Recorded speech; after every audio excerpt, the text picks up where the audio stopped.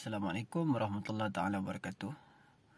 Okey, hari ni kita nak selesaikan masalah ABS, lampu ABS yang menyala di MyV ni. Okey, kita tengok apa jadi. Okey. Sekarang kita masuk kunci. Okey. Kita on.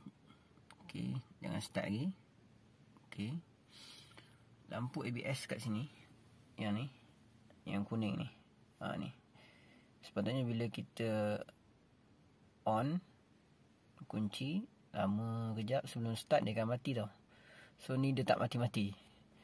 Okey, kita try start. Okey, nampak. Bila kita start pun dia still nyala ABS tu. Nampak lampu ni. Still nyala. Okey, macam mana kita nak buat? Okey. Jom kita mati enjin dulu.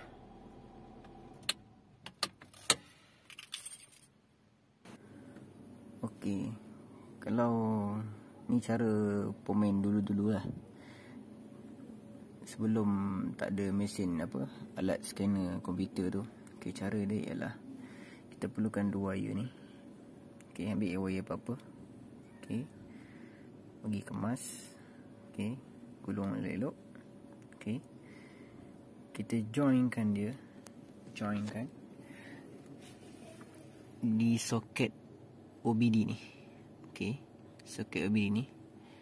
Okey, kita tengok daripada bawah. Okey, 1, 2, 3, 4. Okey, yang atas 1, 2, 3, 4, 5. Okey, kalau kita tengok kat sini, tak semua yang ada pin ni tau. Nampak ada yang hitam ni ada pin, yang putih tak ada pin. Okey, masukkan. Okey, gulung ni, masukkan nombor 4 daripada bawah. 1, 2, 3, 4 daripada bawah, dengan nombor 5 sini. Okey, kejap nak masukkan. Okey, macam ni. Okey, pastikan kita masuk kemas nombor 4 dengan nombor 5. Okey, lepas tu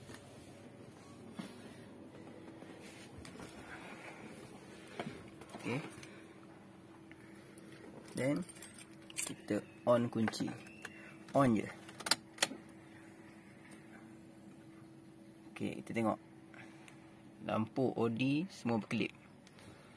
Okey, lampu alam semua kelip. Okey, sekarang kita tengok kod ABS je. Okey, kita tengok kita tunggu jap. Okey. Okey, mati kan? Kita tengok kira 1, 2. Okey. 1, 2, 3. Okey, satu lagi mati. Tengok betul-betul. 1, 2, okey. 1, 2, 3. Okey, sekali lagi. 1, 2, 1, 2, 3. 1, 2, 1, 2, 3. Okey, selepas kita dah dapat kod dia, iaitu 1, 2, 1, 2, 3, kedipan dia. Kalau mengikutkan, kita buka trouble code chart untuk ABS diagnosis ini. Untuk kod 12123, maksudnya kod 23, diagnosis chart ni dia kata open or short circuit in 3 position solenoid circuit for right rear wheel. Maksudnya ABS di belakang belah kanan ada masalah. Mungkin ada wire ABS yang putus ke, apa-apa pun kita kena check dululah.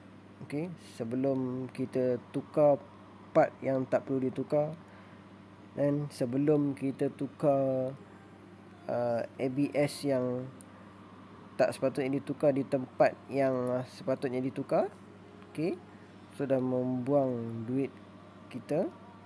So ini cara untuk kita check sama ada belah mana yang bermasalah. Okey, itu saja. Semoga bermanfaat untuk orang lain. Assalamualaikum warahmatullahi taala wabarakatuh.